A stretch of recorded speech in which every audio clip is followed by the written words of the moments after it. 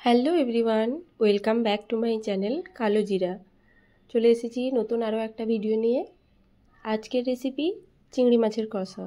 তো তার জন্য দেখতেই পাচ্ছেন প্রথমে চিংড়ি মাছগুলো ভালো করে কেটে ধুয়ে নিয়েছি, পিঠের ময়লাগুলোও পরিষ্কার করে নিয়েছি। এবারে চিংড়ি মাছে একটু নুন আর হলুদ মাখিয়ে রাখবো যাতে মাছের মধ্যে নুনটা ভালো করে ঢুকে যায়। প্রায় 10-15 মিনিট মতো এরকম করে রেখেছি। এরপর চিংড়ি মাছগুলো একে একে করে ভেজে নেব। তার জন্য প্রথমেই দেখতে পাচ্ছেন গ্যাসে একটা কড়াই বসিয়ে সামান্য একটু সরষের তেল নিয়েছি। তেলটা গরম হয়ে গেলেই এর মধ্যে একে একে করে চিংড়ি মাছগুলো ছেড়ে দেবো, দিয়ে ভালো করে এপিট ওপিট করে ভেজে নেব। চিংড়ি মাছগুলো খুব বেশি ভাজবো না, যেহেতু রান্না করব, তাই হালকা করে ভাজলেই হবে। আর আমার হাতে অত সময়ও ছিল না যে আমি খুব ভালো করে বসে বসে ভাজবো একটা একটা করে চিংড়ি মাছ, তাই সব কটাই একসাথে ভেজে নিয়েছি। তো চিংড়ি মাছ ভাজা হয়ে গেছে, ওগুলো একটা বাটিতে সরিয়ে রেখেছি।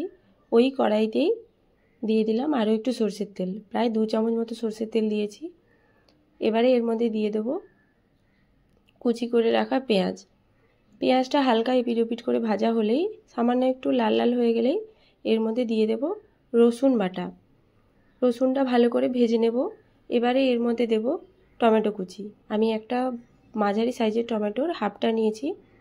টমেটোটা ভালো করে মশলার সাথে ভেজে নেব যাতে কোনো কাঁচা গন্ধ না থাকে। এই তো দেখতেই পাচ্ছেন মশলা থেকে তেল ছেড়ে দিয়েছে। দিয়ে দেব রোজকার ভাজা মশলাগুলো, আর দেব একটু হলুদ গুঁড়ো, জিরে গুঁড়ো, ধনে গুঁড়ো, দেব একটা কাঁচা পাকা লঙ্কা, আর দিলাম সামান্য একটু ধনে গুঁড়ো। তো এই তো মশলা ভাজা হয়ে গেছে। এর মধ্যেই এবারে লঙ্কাগুলো ফাটিয়ে নিচ্ছি, কারণ লঙ্কাগুলো ফাটানো হয়নি। আর দিয়ে দেব একটুখানি জল, মশলাটা যাতে ভালো করে কষে যায়। জল ফুটে এসছে, এবারে এর মধ্যে ভেজে রাখা আগে থেকে চিংড়ি মাছগুলো দিয়ে দিলাম।